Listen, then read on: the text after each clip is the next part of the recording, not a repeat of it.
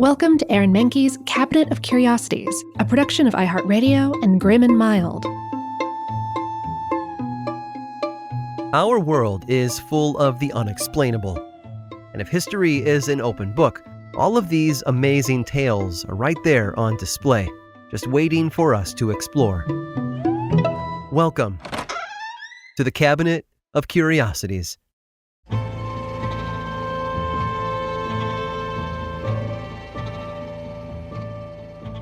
Humans are social creatures. Ever since our ancestors first walked on two legs, we've depended on each other to survive. Not only that, but to thrive. We need people to talk to relate to share our thoughts and emotions with.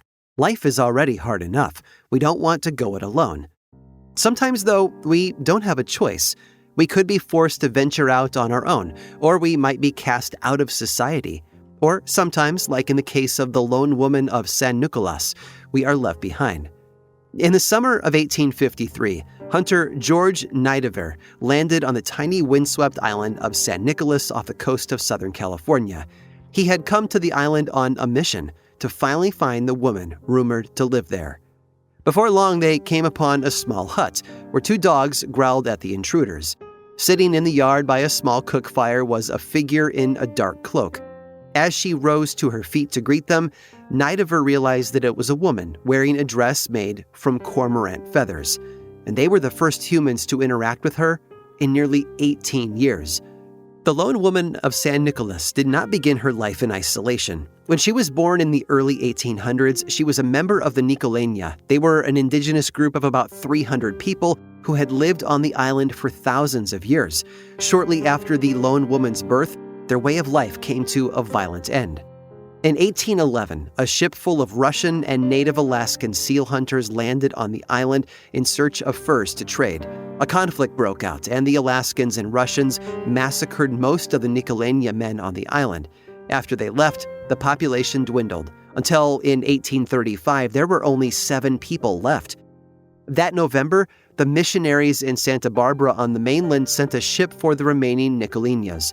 It might have been a humanitarian mission, seeing them struggling after the massacre. It may also have been to claim more converts for the Catholic Church, and with that, more workers to labor at the mission.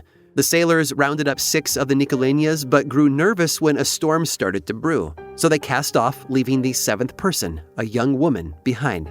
It's hard to say what happened to the woman during the next 18 years because when she was finally contacted by Nicolas in 1853, she wasn't able to communicate. The only other people who spoke her language, the other 6 Nicoleños, had either moved to Los Angeles or passed away. She could speak, but no one could understand her. What we do know about her is that she adapted well to solo life. She hunted seals and seabirds, fished in the sea, and foraged for roots on the island. She carved stone fish hooks, woven fiber baskets, and even braided ropes of animal sinew. Perhaps the hardest part of survival for her, though, was the loneliness. She trained 2 wild dogs as pets, who undoubtedly kept her company over the long years. Still, it must have been hard. San Nicolas was not a remote island. On a clear day, she could likely see the other nearby islands, even the mainland, but she couldn't reach them. Nicolas' expedition spent several weeks on the island, and the lonely woman grew to like them. It seemed that even for her, the loneliness was getting to be too much. So when Nicolas and his crew set sail for Santa Barbara, she came with them. Just weeks after leaving her island, the lonely woman contracted dysentery while living on Santa Barbara. Shortly before death, the missionaries baptized her Juana Maria. Due to the language barrier, no one ever learned her real name. Over the years, the story of the lone woman inspired many, including Scott Odell, author of the 1960 novel The Island of the Blue Dolphins. In recent years, however, a surprising twist has appeared in her take. It seems that she was not alone. According to new contemporaneous accounts unearthed by researchers, she may have had a reason to stay behind in 1835. A baby boy. The lone woman allegedly remained on the island to care for her son, and the two lived together for years until the teenage boy was killed by a shark attack. This is probably the reason why, after years of hiding from visitors to San Nicolas, she finally decided to come to Santa Barbara. For 18 years, the woman and her son may have been alone. They were never lonely.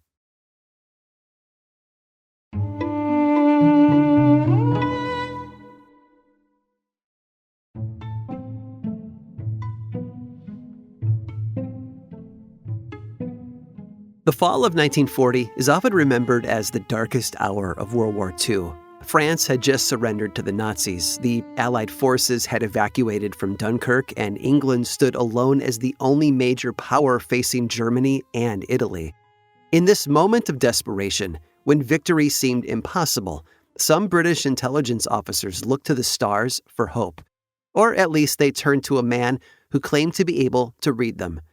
His name was Louis de Waal, a German-born author of Hungarian and Jewish descent who had fled to London before the start of the war. After struggling for years as a novelist and screenwriter, he found success as a high society astrologer, performing private horoscope readings for wealthy clients.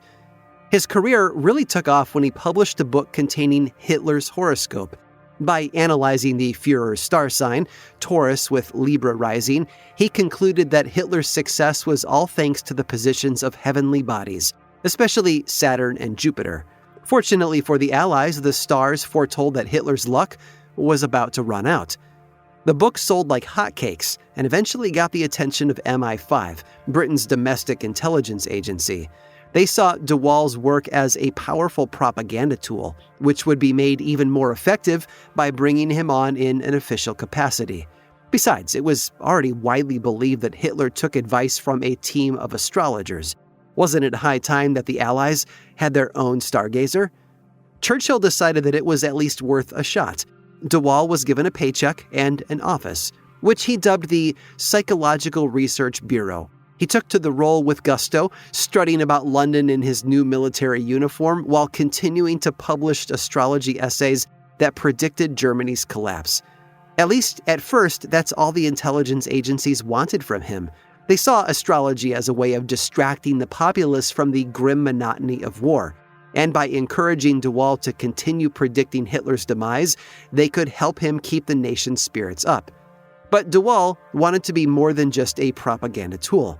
He badgered his handlers with suggestions, promising that he could help them by predicting Hitler's next attack, or by telling them when they should attack to catch Hitler at his most fearful. And some of his superiors were eager to take him up on the offer. As the director of naval intelligence argued, you didn't have to believe in astrology to use it against Germany. If Hitler was making decisions based on the movements of stars and planets, then someone with de Waal's knowledge could get inside his head. But there was one major flaw in this thinking. Hitler had already lost faith in astrology after a falling out with a cabinet member who had supported its use. In 1941, he ordered a purge of astrologers, occultists, and faith healers. His top astrologer was arrested and sent to a concentration camp, dying from the poor conditions before he even got there. As a result, de Waal had very little useful insight into Hitler's mindset. Few of his predictions panned out, and British intelligence quickly lost faith in his value as a seer. MI5 documents reveal that he was internally viewed as a huckster and a charlatan, possibly even a Nazi plant.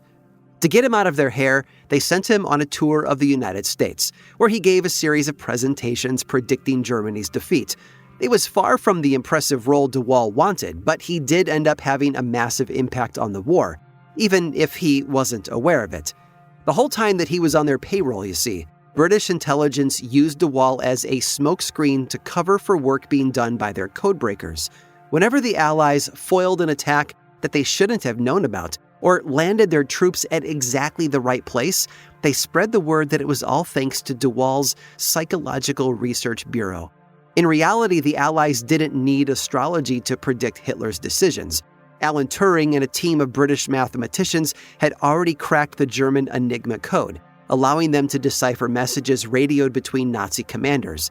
The team decoded thousands of messages each month for several years, leading to critical Allied victories and ultimately shortening the war by an estimated 2 to 4 years.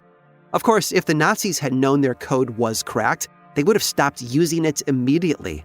By serving as a plausible cover to explain how the Allies were always one step ahead, de Waal helped change the course of history.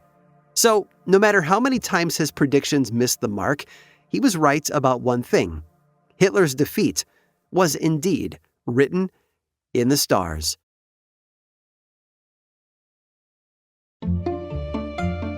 I hope you've enjoyed today's guided tour of the Cabinet of Curiosities. Subscribe for free on Apple Podcasts or learn more about the show by visiting curiositiespodcast.com. This show was created by me, Aaron Mahnke, in partnership with How Stuff Works. I make another award-winning show called Lore, which is a podcast, book series, and television show, and you can learn all about it over at theworldoflore.com. And until next time, stay curious.